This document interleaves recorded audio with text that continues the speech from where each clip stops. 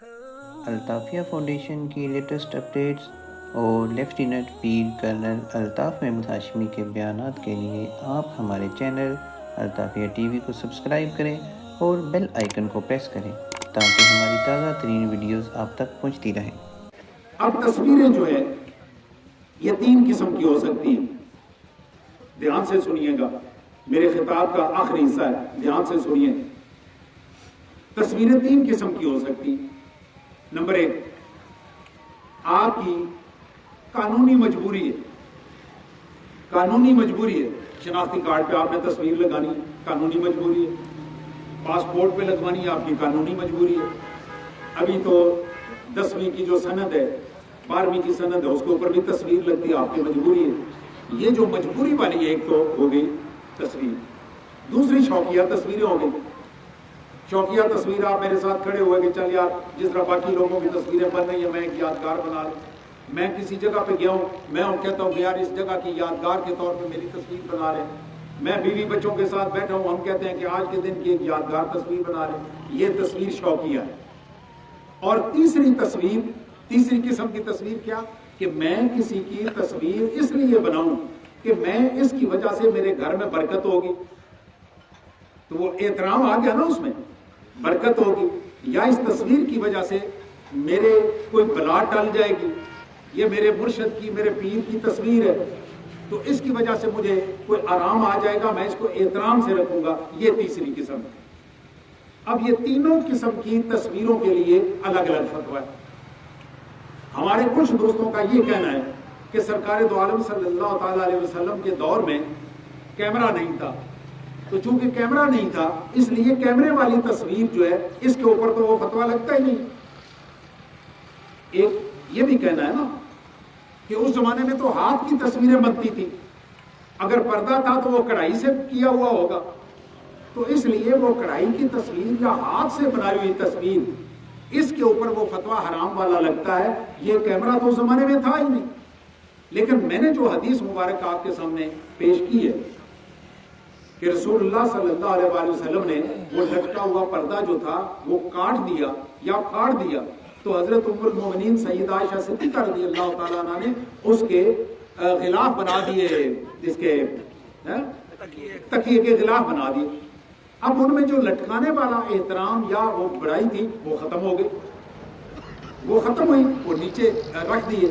اس لیے میرے ذہن میں یہ بات آتی ہے کہ اس کا تعلق فوٹو والی تصویر سے یا ہاتھ سے بنائی ہوئی تصویر سے یا مجسمہ بنانے سے نہیں ہے، اس کا تعلق ان ساروں کے احترام کے ساتھ ہے، کہ اگر ان کے ساتھ احترام کا تعلق ہے تو پھر یہ حرام ہے، اگر ان کے ساتھ احترام کا تعلق نہیں ہے تو پھر یہ باقی 2 میں سے کسی ایک میں آئے گی۔ اب میں ان تینوں کے متعلق الگ الگ آپ کے اوپر تبصرہ کر دیتا ہوں۔ وہ تصویر جو آپ کی قانونی مجبوری ہے، جو آپ کی قانونی مجبوری ہے، پاسپورٹ ہو گیا، آپ کے ڈگری ہو گئی، لائسنس ہو گیا، ڈرائیونگ لائسنس وغیرہ وغیرہ، ان کے اوپر جو آپ تصویریں لگاتے ہیں یہ آپ کی مجبوری ہے، تو یہ مباح ہے۔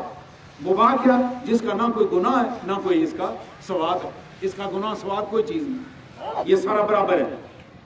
تو آپ ایسی تصویر جو قانوناً مجبوری ہے یہ بنوانے میں حرج کوئی نہیں ہے، اس کا کوئی گناہ ثواب نہیں ہے۔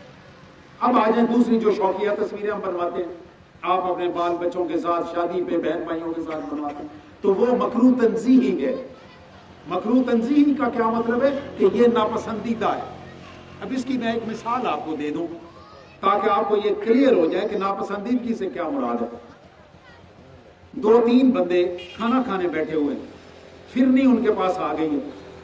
اب فرنی کھاتے ہوئے 3-4 بندے کھانا کھا رہے ہیں، ایک برتن میں فرنی کھا رہے ہیں، اب چمچ ان کے ہاتھ میں، انہوں نے چمچ اٹھایا، چمچ نیچے ڈالا، اپنے منہ میں ڈالا، دوبارہ اس کو فرنی کھانے کے لیے اس میں فرنی ڈالی۔ اب ہو سکتا ہے ان میں سے کسی بندے کو یہ اچھا نہ لگ رہا ہو سکتا ہے نا، ہو سکتا ہے باقیوں کو اچھا لگ رہا، اور ان میں سے ایک بندہ ایسا جس کو اچھا نہیں لگ رہا۔ جس کو اچھا نہیں لگ رہا اس کے لیے وہ مکروہ ہے، کراہت ہے اس میں، اس کو اچھا نہیں لگ رہا۔ بالکل اسی طرح سے یہ جو تصویر کا شوقیہ تصویر کا بنوانا ہے، یہ مکروہ تنزیہی ہے کہ ناپسندیدہ عمل ہے، یہ پسند نہیں ہے، لیکن اس کے اوپر حرام نہیں ہے۔ آپ یہ لگا سکتے ہیں، بنا سکتے ہیں، اس کے اوپر حرام کا فتویٰ نہیں ہے۔ اس کے اوپر فتویٰ کس چیز کا؟ مکروہ تنزیہی کا۔ اگر آپ مکروہ بھی نہیں کرنا چاہتے تو مت لگائیں۔ میرے گھر میں تصویریں لگی ہوئی تھیں، تو میرے بچے نے میرے سے پوچھا کہ میں اس طرح کی بات سنی ہے۔ میں نے کہا بچے بات سنو، ان میں ایک تصویر میری ہے، مطلب تمہارے باپ کی تصویر ہے، اس کو ذرا اٹھاؤ نیچے رکھو۔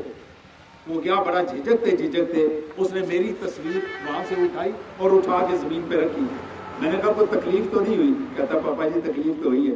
میں نے کہا جس وقت یہ تکلیف ختم ہو جائے یہ اٹھا کے واپس لگا دیں۔ یہ اپنے گھر کی تربیت ہے نا، یہ اپنے گھر کی تربیت ہے۔ یہ آپ نے اور میں نے بچوں کو یہ بات سمجھانی ہے کہ اس میں کراہت نہیں ہونی چاہیے۔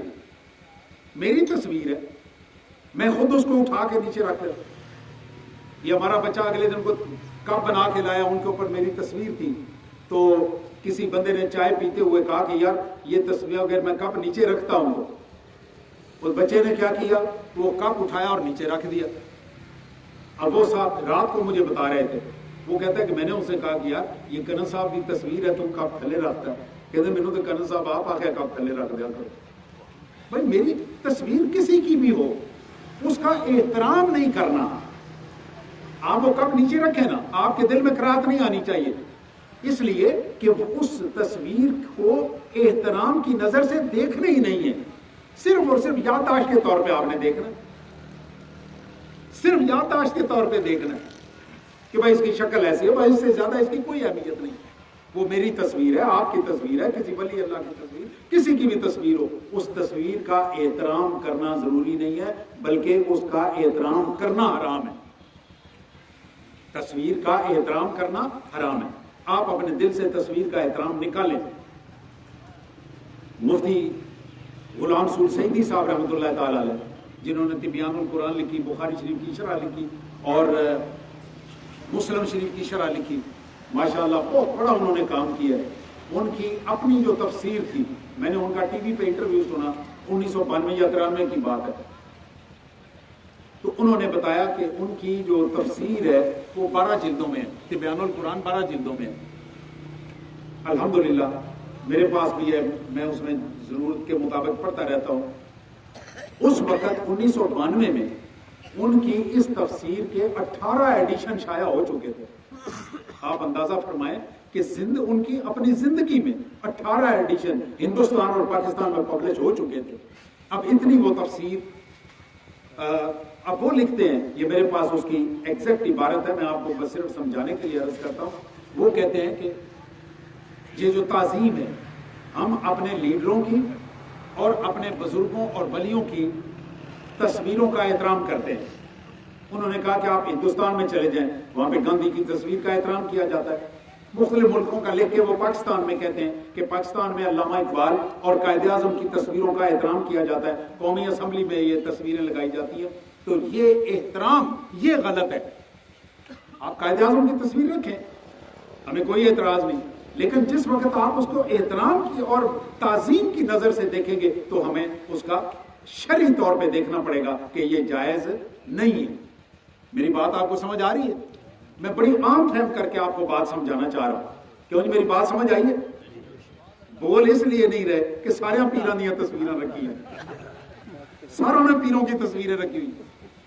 یہ تصویریں پیروں کی ہوں، میں نے حدیث مبارک پہلے عرض کی ہے کہ سیدہ عائشہ صدیقہ رضی اللہ تعالیٰ عنہ آپ بتاتی ہیں کہ جب رسول اللہ صلی اللہ علیہ وسلم کے سامنے یہ ذکر کیا گیا کہ ام المومنین ام سلمہ وہ جب ایک گرجا میں گئیں، وہاں پہ انہوں نے دیکھا کہ انہوں نے اپنے دور کے صالحین کی، اپنے دور کے ولیوں کی تصویریں لگائی ہوئی ہیں، تو سرکار دو عالم صلی اللہ علیہ وسلم نے فرمایا کہ یہ لوگ جنہوں نے بزرگوں کی قبروں کے اوپر اپنے بزرگوں کی تصویریں لگائی ہیں، یہ قیامت کے دن بدترین لوگوں میں سے ہوں گے، بدترین لوگوں میں۔ تو رسول اللہ صلی اللہ علیہ وسلم کا فرمان آگے ہے، آپ کی اور میری خواہش آگے نہیں ہے، آپ کی اور میری خواہش آگے نہیں ہے۔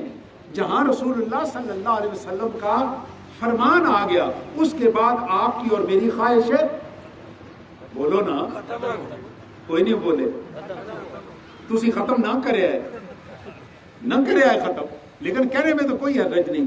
جب آپ کا دیکھو نا، ہم سارے کے سارے عشق رسول کا دعویٰ کرتے ہیں، 4 بندے بیٹھے ہوئے ہوں تو ہمارے جیسا عاشق رسول کوئی نہیں ہے۔ اب عشق رسول صرف اتنا ہے کہ ہم نے ایک جلوس نکال لیا اور جھنڈا پکڑ لیا، اتنا ہی عشق رسول ہے، اس سے آگے کوئی نہیں ہے۔ اس سے آگے کا عشق رسول ہے کہ آپ نے تصویر کے متعلق جو حکم دیا اس کو ماننا، یہ کیا ہے؟ عشق رسول ہے۔ کیوں جی؟ بات پلے پڑی ہے کہ تصویر آپ کے گھر میں، دریا خان گیا ایک گھر میں، بڑی پرانی بات ہے، بہت عرصہ ہو گیا، گھر میں گیا تو اوپر 3-4 تصویریں لگی ہوئی۔ میں نے وہ صاحب خانہ کو بلایا اور بلا کے میں نے اسے پوچھا کہ یہ تصویر کس کی ہے؟ وہ بتایا فلانے بزرگ کی ہے، فلانے کی ہے، فلانے کی ہے۔ تو میں نے کہا آپ کو معلوم ہے کہ رسول اللہ صلی اللہ علیہ وآلہ وسلم نے تصویر سے منع کی ہے؟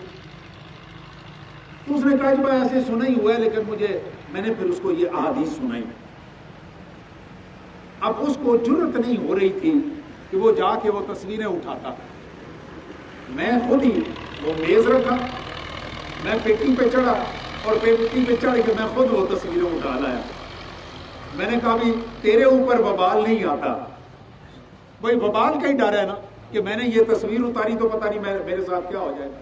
ایک ہمیں یہ بڑا خوف ہے کہ میں نے تصویر اتاری، اگلے دن میرے پاس ایک بندہ آیا اپنے بچے کو دم کرانے، 3-4 دن کی بات ہے، بچے نے لٹ رکھی ہوئی، خیر میں نے بچے کو پیار کیا، دم کیا، 2 ٹافیاں اس کو دی، اور اس کے والد سے میں نے پوچھا کہ تو نے جو لٹ رکھی ہوئی ہے یہ منت مانی ہوئی ہے؟ اس نے کہا ہاں جی منت مانی ہوئی ہے۔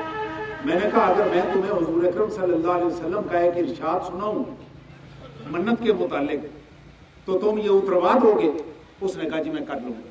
میں نے کہا اس کے لیے 3 روزے رکھو یا 3 مسکینوں کو کھانا کھلا دو 1 وقت کا، یا آج کے حساب سے 600 روپیہ صدقہ کر دو، اس کے بعد یہ اتار دو، تمہیں کوئی اس کا وبال نہیں آتا۔ لیکن وہ اندر سے ہندو جو بیٹھا ہوا ہے وہ ہمیں نہیں کرنے دیتا۔ میرے ساتھ بہرحال میں نے بڑے پیار سے، کوئی اسے لڑائی نہیں کی جس طرح ہمارے اکثر دوست ادھر آتے ہیں ایس رنگ دیا ٹوپیاں پاندے گلے پہ گئے، تو گلے نہیں پڑا۔ مجھے اندازہ ہے کہ اس کو سمجھ نہیں ہے، میں نے اس کو بات سمجھائی، اس کے پلے پڑ گئی، مجھے نہیں پتا کہ وہ جا کے کرتا ہے یا نہیں کرتا، بہرحال وہ اس کا اپنا فعل ہے، میں نے اس کو سمجھایا اور اس نے مجھے کہا کہ میں جا کے کر لوں گا۔ میں نے کہا 3 روزے رکھ لو سب سے اچھا۔ میرے پیارے دوستو، جہاں رسول اللہ صلی اللہ علیہ وسلم کا فرمان آ گیا اس کے بعد آپ کے اور میرے فتوے، بولو نا بھائی، ہمارے فتوے ختم ہو گئے۔ اس کے بعد آپ کی اور میری مرضی ختم ہو گئی، آپ کی میری رائے ختم ہو گئی۔ اس وقت اللہ کے نبی کا فرمان جاری ہو گیا اور یہ آپ نے اور میں نے جاری کرنا ہے۔ اللہ تعالیٰ آپ کو اور مجھے اس کا ادراک بھی عطا فرمائے اور اس پہ عمل کی توفیق بھی عطا فرمائے۔